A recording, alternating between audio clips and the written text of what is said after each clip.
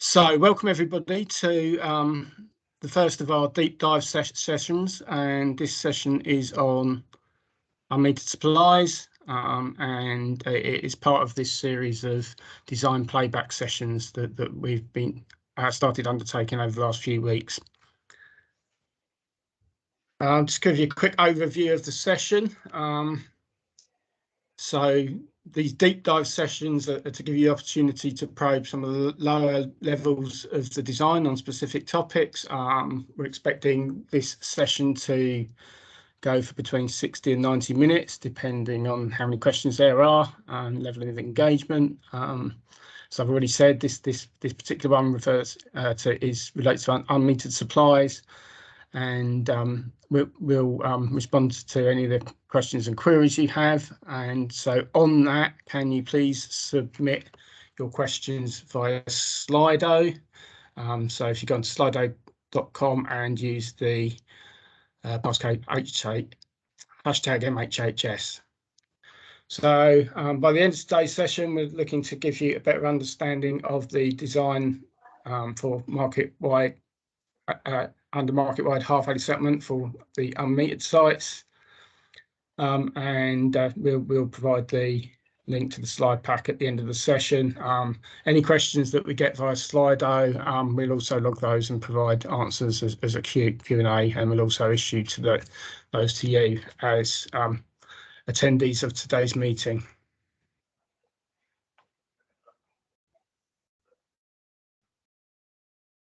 So just a quick go on the content for today's topics. So we are going to give you a brief overview of the target operating model for the unmetered supplies segment, and then we'll go through establishing the inventory, data collection, a little update on what's going on with industry standing data. We'll talk about the data processing using the equivalent meter by the Unmetered Supplies Data Service, a little bit about the unmetered supplies interfaces, and then we've got a little bit at the end on ECS reporting and the operational choreography. Now, I think the approach is I'll go through the high level of the topic. We'll stop at the end of each section, and then we will go and see what questions we got on Slido, and I will try and attempt to answer those up front if I can. If not, I'll take those away and we'll get some answers for you elsewhere. I identify the artifacts that have been published that relate to each of these sections to give you an idea where to look for stuff. And if necessary, when we get onto the questions, if we need to actually open up some of those artifacts and have a look, then we can do that as well.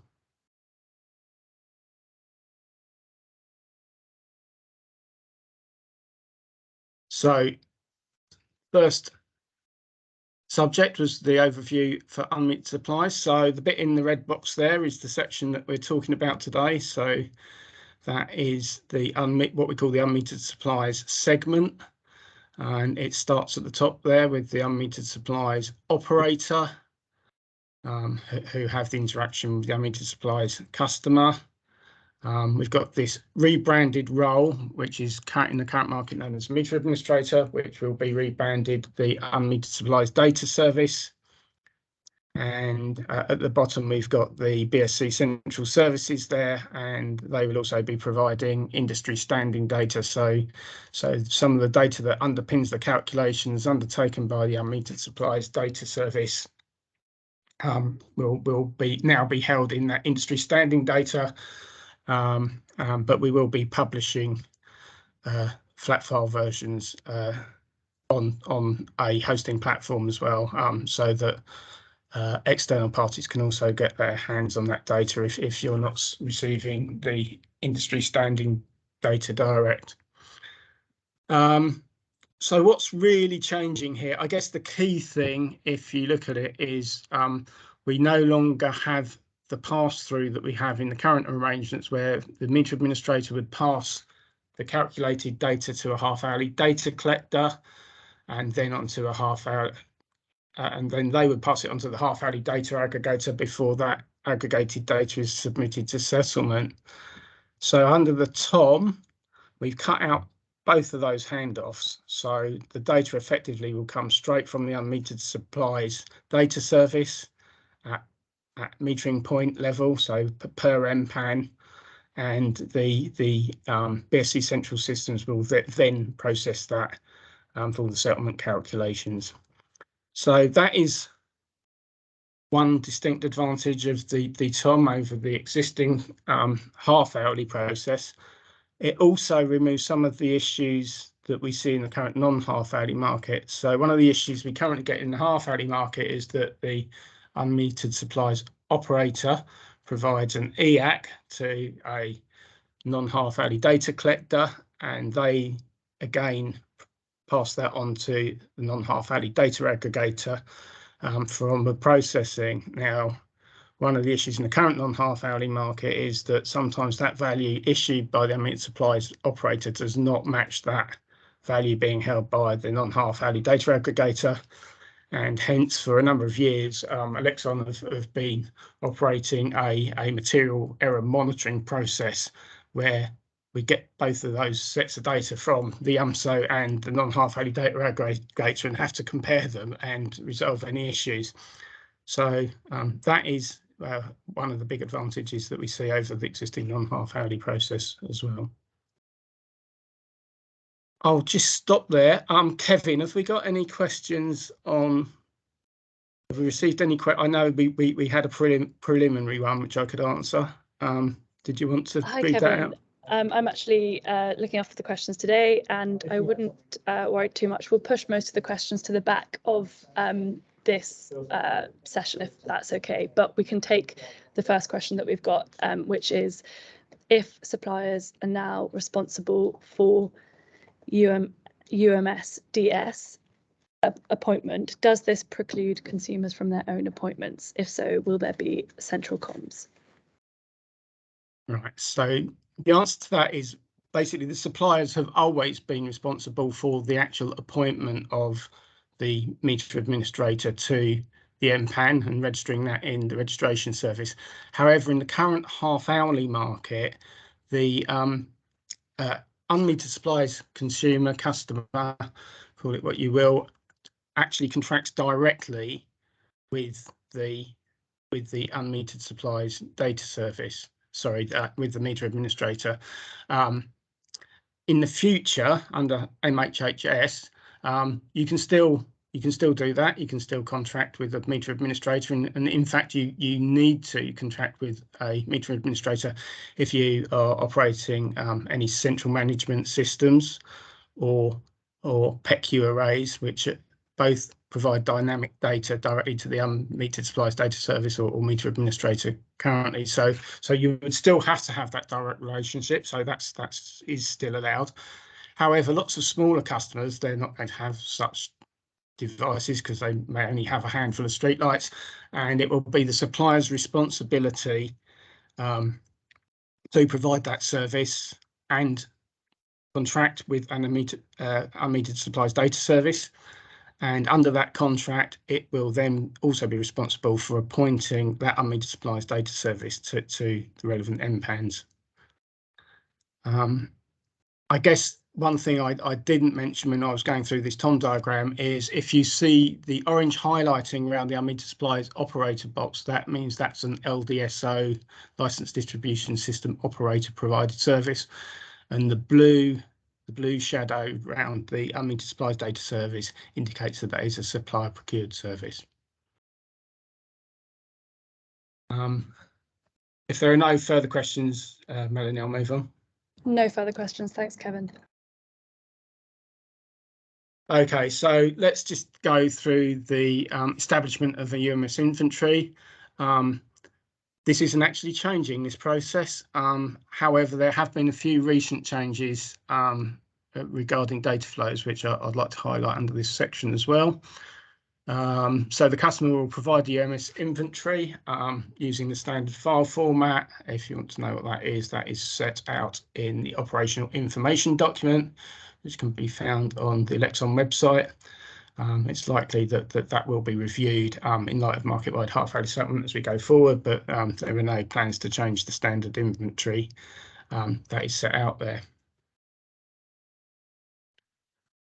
So it's up to the UMSO, once he receives that inventory, to validate it against the structures of the charge codes and switch regimes that set out in the operational inventory document, and against the set of charge codes and switch regimes which will now be in the industry standing data, and I'll come on to those in a short while.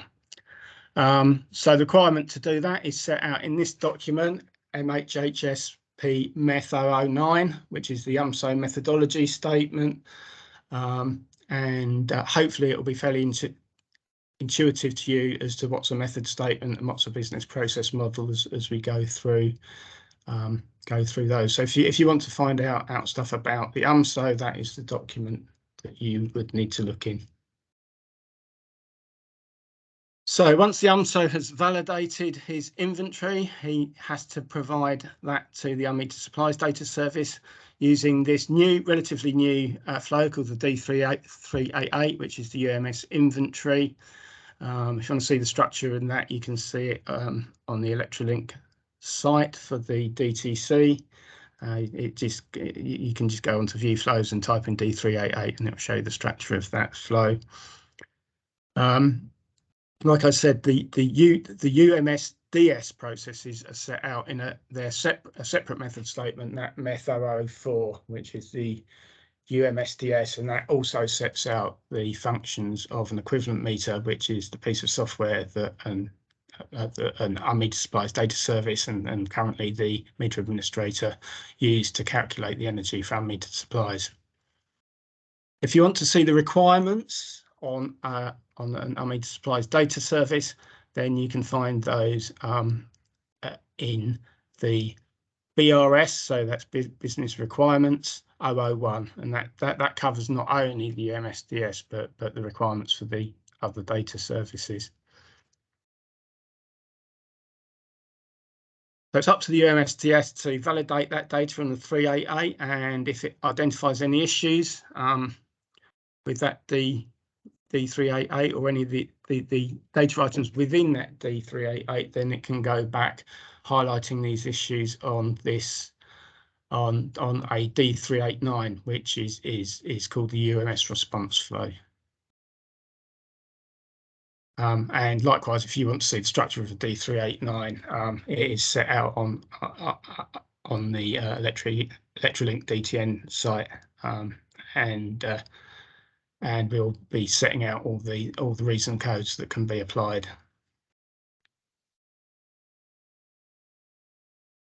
Are there any questions before I go on to data collection, or shall I just carry on? Kevin, it would be great if you carried on for the moment. Thank you so much.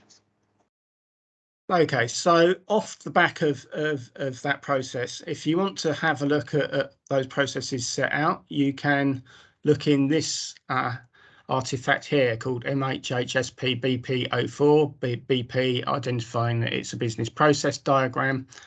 And at the top of that, you can see basically the processes that I just took you through. So if you look, they're set out in swim lanes. So the top swim lane there is what the UMSO is doing, and the next swim lane is what the Unmetered Supplies Data Service is doing.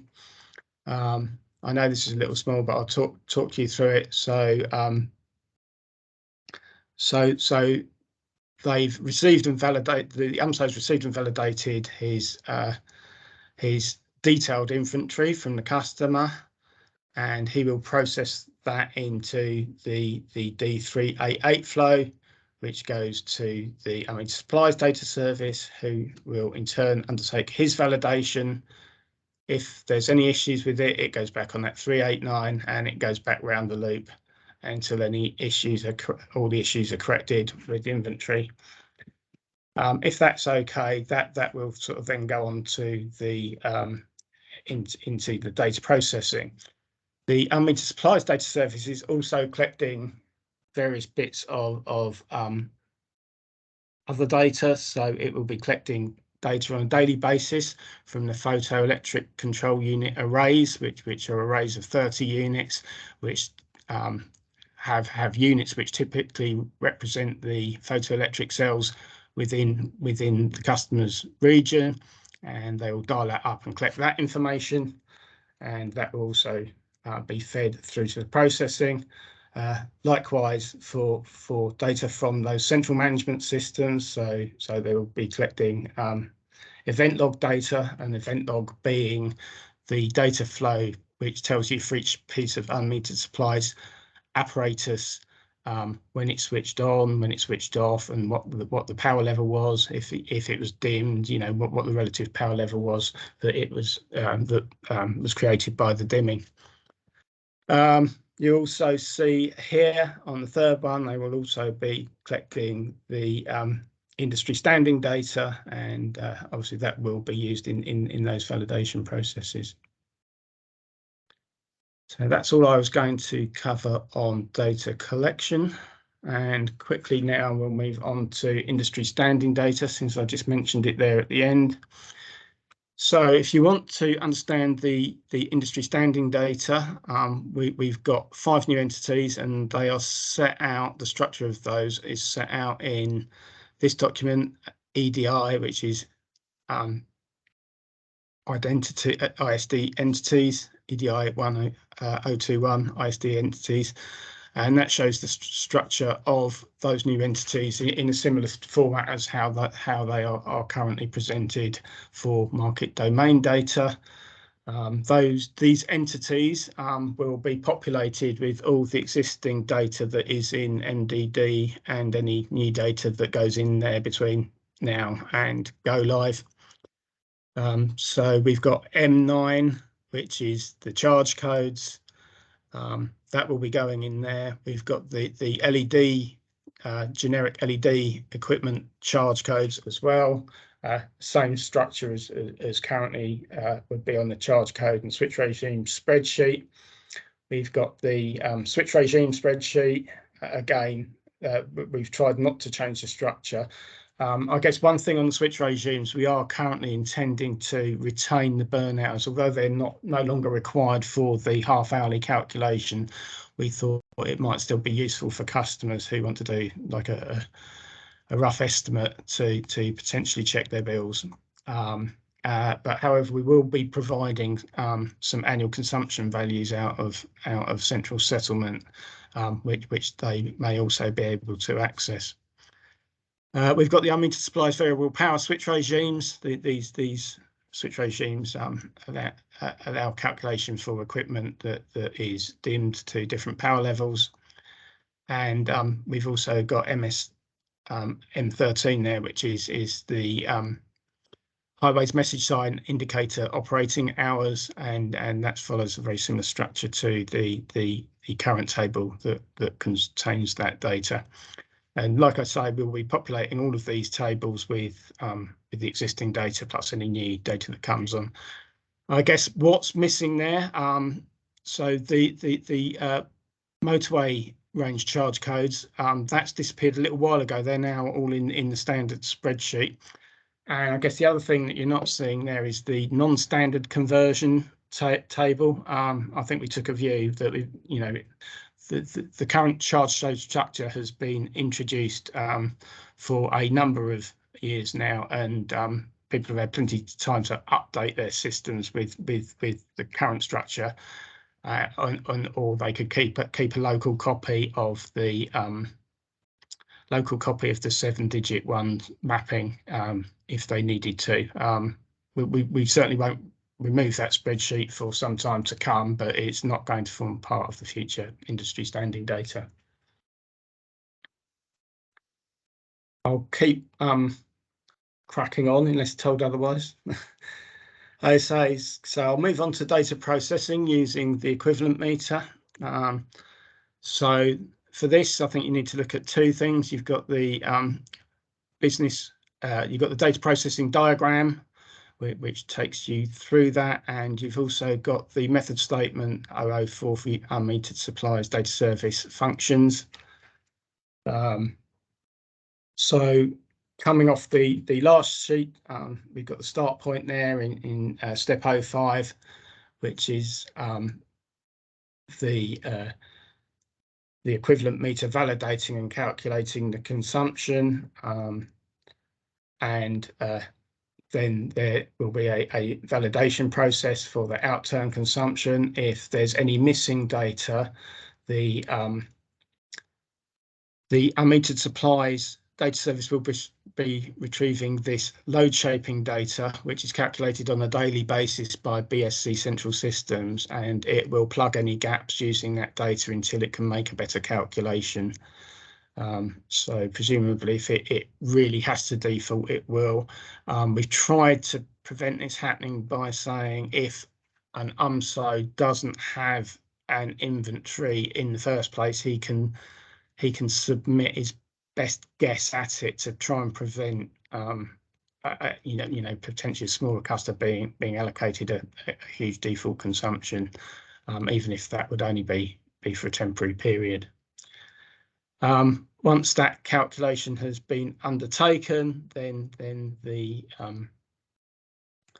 unmetered supplies data service will then publish that consumption onto our new communications platform called the Data Integration Platform, and it will use interface specification 21. I'll talk a little bit about that. What you can see in step 55 there is there's a checking process on that incoming message, and if there's any failure, that the unmetered supplies data service would get notification that there had been some problem with that publication.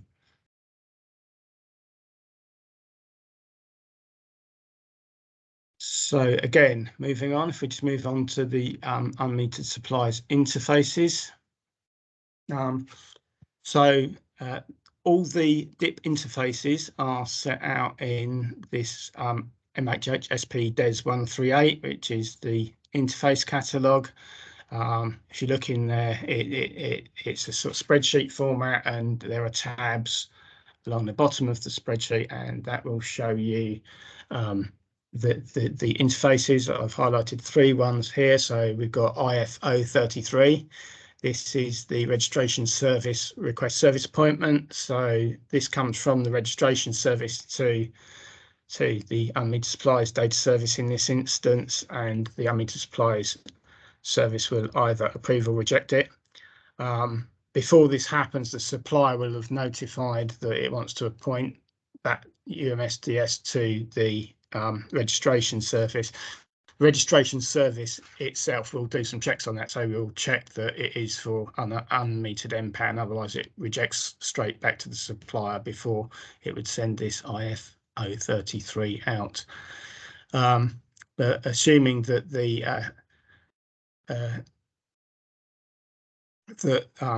that is approved, the unmetered supplies data service will either approve that or reject it, and registration data becomes effective off the back of that, and the supplier gets notified of the approval.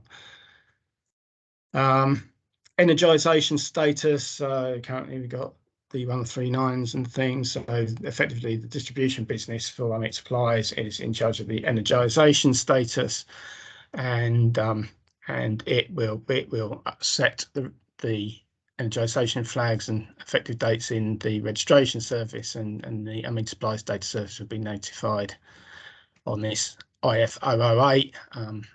The UMSO can also subscribe to that if he wants to check that that's all gone through.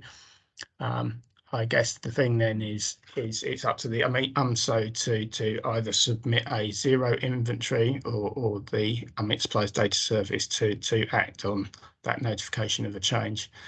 It's not something that potentially happens a lot, because although individual pieces of equipment are may be disconnected in the unmetered supplies, as long as there's something on the inventory, it should be energized. I guess the exception to that would be things like Christmas lighting, where the inventory is pretty static, and they will set the energization to energized some point before Christmas, and set it to de-energized sometime after Christmas. So that's the main news for that. And then the last one that I've highlighted there is that MHHS HSP IF 021, and that's the one that sets out the structure for the consumption data that's transmitted into settlements, and appropriate parties can subscribe to receive that direct if it is data which you are allowed to receive. So they're the three main ones I wanted to highlight to you. I feel like I'm racing through this. Is there any questions that I ought to take now? I think we can keep most of them to the end, but if we want to just look at a couple, is there a risk that there are only a very small number of UMSDSs in the future as they are performing critical activities in MHHS? I think that's very true. I do think there's a risk. Currently, we've only got two active meter administrators, whereas in the past we used to have each distribution business used to have his own one. Clearly, it's a competitive market, so it's not necessarily something that we can influence. However, if it became clear that there was that there weren't going to be any, then I would guess that somebody would have to step in and provide a service. Fab, thank you. Simon Dawson actually submitted that question, and I think he's got a follow-up. So Simon, please, if you want to go off mute. Is there any protection around that, Kevin? Like if one of those two disappears, there is then no competition. I would think at that point then something would that would trigger something to happen. It's not something that has been discussed under the programme, but clearly it is a risk. Yeah. All right. Thank you. Yeah, no rush. Fab, thank you. We'll keep the rest to the end. Thanks, Kevin.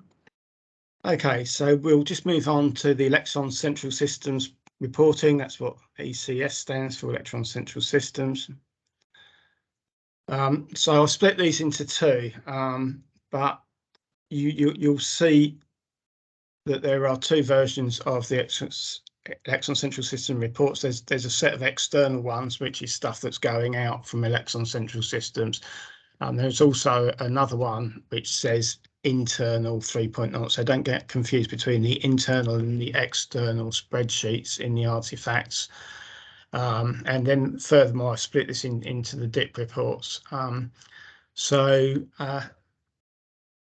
Some of these reports won't only contain unmetered supplies data; they'll contain data across the piece. But some of the data will be for unmetered supplies. So we've got the various new iterations of the DUOS reports, which is replacing the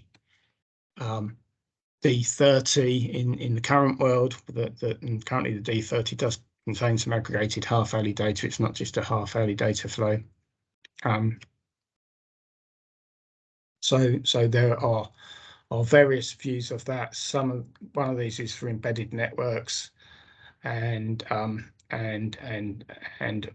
we've got the LDSO version of the report, which contains all of the data for all of the suppliers within that distribution region, and then we've got the supplier report, which only contains his own data within that distribution region. We've got the data for other market participants, which show the allocated demand volumes by BM unit, and that's coming out from the volume allocation service. And the volume allocation service is the new service which effectively replaces the supplier volume allocation agent as it's currently known under settlement. There are various flavors of that. So we've got supplier deemed take report, which is the BM unit allocated demand volumes, but they're summed up by supplier within the GSP group. So some suppliers will have more than one balancing mechanism unit within each GSP group. So that's the difference in that report. And we also produce a report which contains the data before it has been corrected by the volume allocation service, and that's that IF75. And that can go to subscribing participants who are allowed to get that data. So that was the stuff that's going over the new data integration platform, but there are a number of flows that are also in that ECS reports external 3.0, and these are the flows which will be going over the DTN, but they will need some amendment from the existing report, or be a version of the new one. There's still some ongoing discussion on how we treat these during transition, whether they become a new number or they become a new version of that report. But that hasn't quite been bottomed out yet. So again, we've got various views for the supplier of different cuts of the data. We've then got some of the four bottom flows there all relate to situations where there's been a demand disconnection event, and clearly even within that there will be some unmetered supplies data.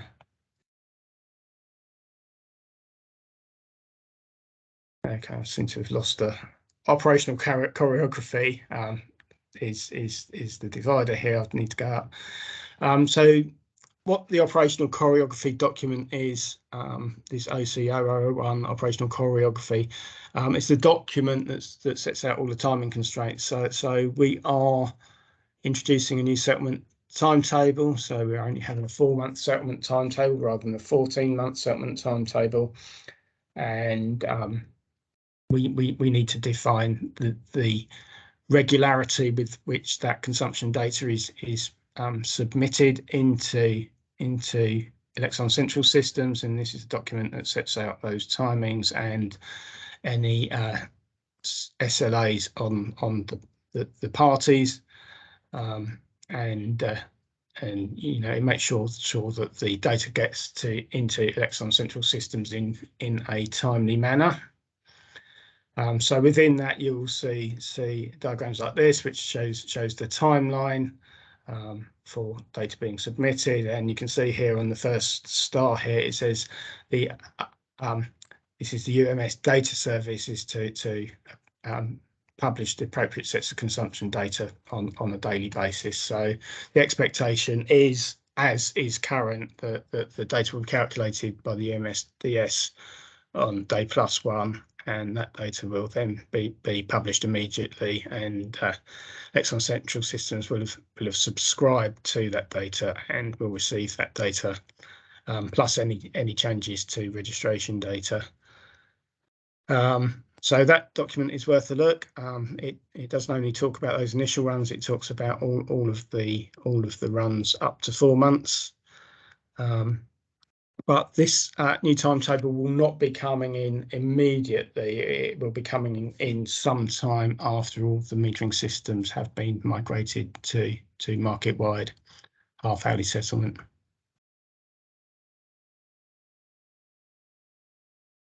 And that was my last slide. So we'll take any questions now. Thanks very much, Kevin. That was great. I've got a couple of questions that have come in. So if we look at the first one, do we know how many MAs are currently operating today versus how many will switch to UMS DS? So there are 2 meter administrators currently. There's Tim Hucking Limited and Paradata Data Associates. Both of those will be switching, will be becoming UMS DSs. But clearly, you know, they're if anybody else wants to come in, then they can apply. They will need an equivalent meter in order to do that, which could be their own, or it could be one of the 2 existing equivalent meters. So Tim Hucking Limited use ICTIS, which Tim Hucking built, and the Paradata Associates have got their own equivalent meter, which they've developed, called HUMS, which is half-hourly unmetered supplies. So they wouldn't. So anybody coming in would need to qualify as an unmetered supplies data service. Thanks, Kevin. Will the charge code and switch regime valid combinations be included in the industry standing data? The ISD? So the valid combinations currently are set out in the operational information document rather than in the market domain data, and I don't think we were envisaging changing that unless anybody thinks that would be a good idea. Okay, we'll go with that for the moment. Perfect. Thank you very much. How will the UMS DS service be funded for all customers? Current MA activities are agreed with the half-hourly traded customers. How will this work in the future? Okay, so for those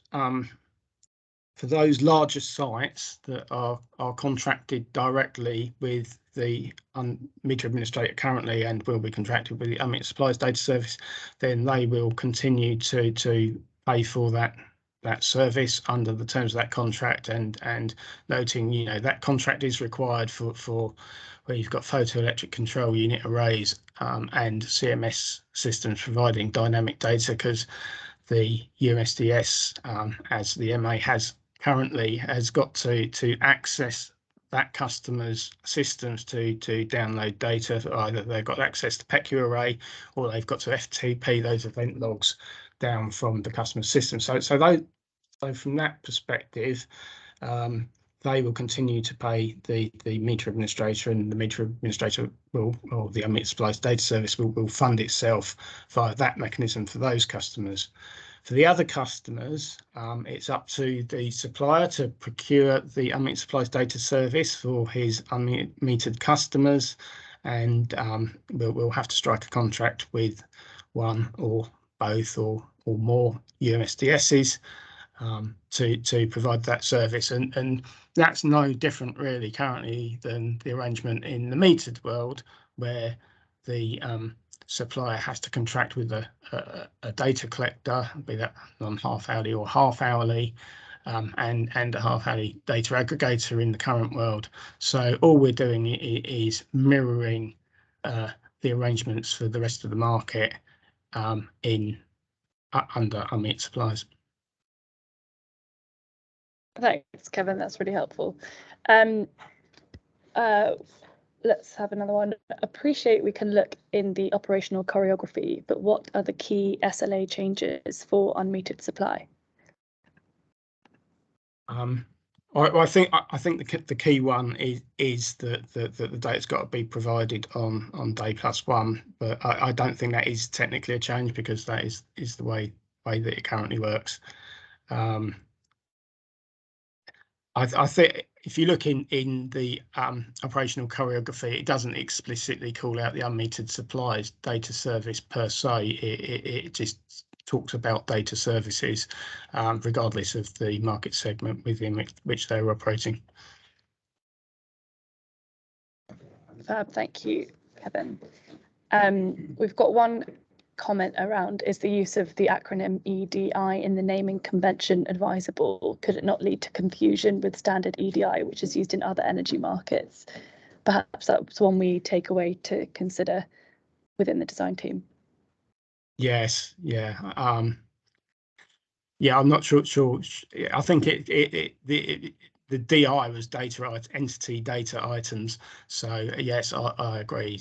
If they're you're always going to get this within. There's so many acronyms within in settlement, and some of them share the same acronym that have two different meanings. So we could rename that artifact if there's any confusion. Yeah, I'm sure we can look into it. Adding CC and SR combinations to industry standing data is much more robust. That's something that Tom Chevalier has commented, so we'll take that into account. Thank you, Tom. How do the future costs of unmetered supply metering agents compare to existing non-half-hourly and half-hourly metering agent costs? It's not something I can really comment on. Obviously, the commercial arrangements that are struck between the supplier and the Unmetered Supplies Data Services will have to be agreed, and even when they are agreed, I'm not sure that we would have visibility of that. Thanks. We'll move on to the next one. Can you clarify D on the operational choreography diagram, please?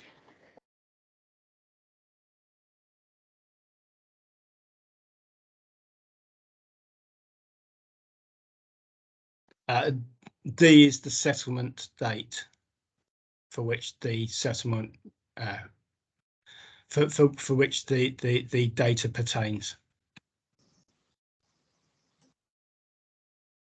Thank you very much. Yeah, of course, Tom. If you go back to the diagram, you talked about day +1, but D is shown there as day +3.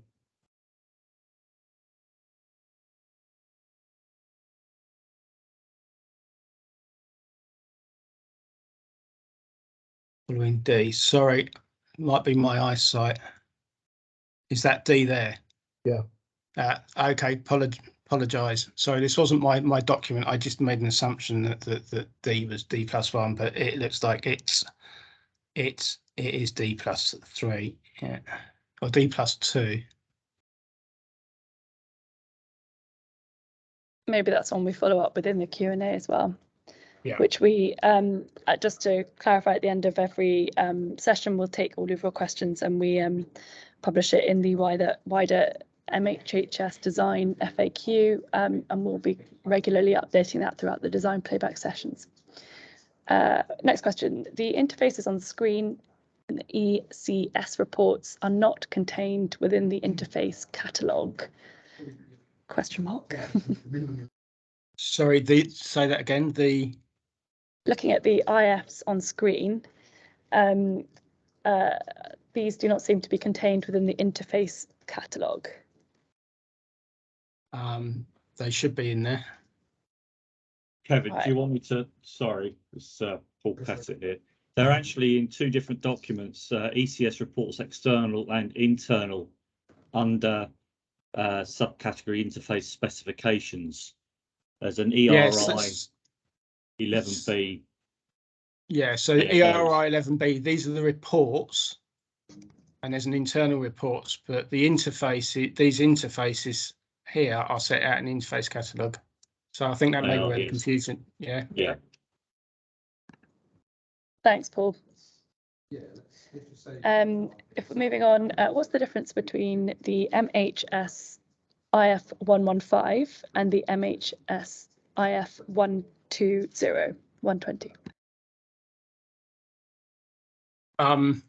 I think one's for embedded networks. I'd need to go back and have a look at how it's defined, but one reports the aggregated data for embedded networks. Thank you. And then one looking at cost versus benefits. Have the cost versus benefits been assessed in relation to unmetered supply and switching from non-half hourly to full half hourly? I think that's one that we've kind of answered already, and perhaps one we take away. Kevin? Yeah, fab. Okay. Will the standing data CC/SR all be in flows D0269 and D0270?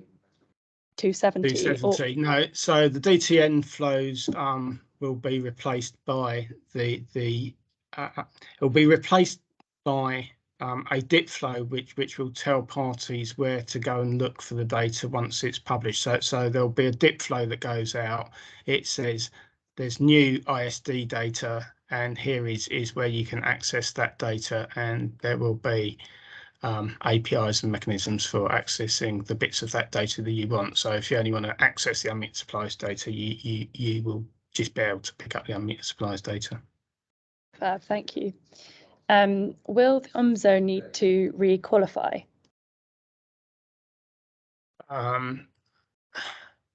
I'll take that one away, but my instant thing is they're actually doing less rather than more, and the things that they are doing are the same. So I'm guessing the answer is no.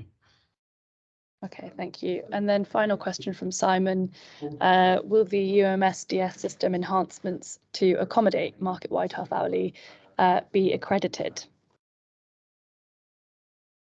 So I think the only enhancement that we've got is that they need to output the data to watt hours. My understanding is that they can already do that. So again, I'll take that under consideration, but I think the answer is no.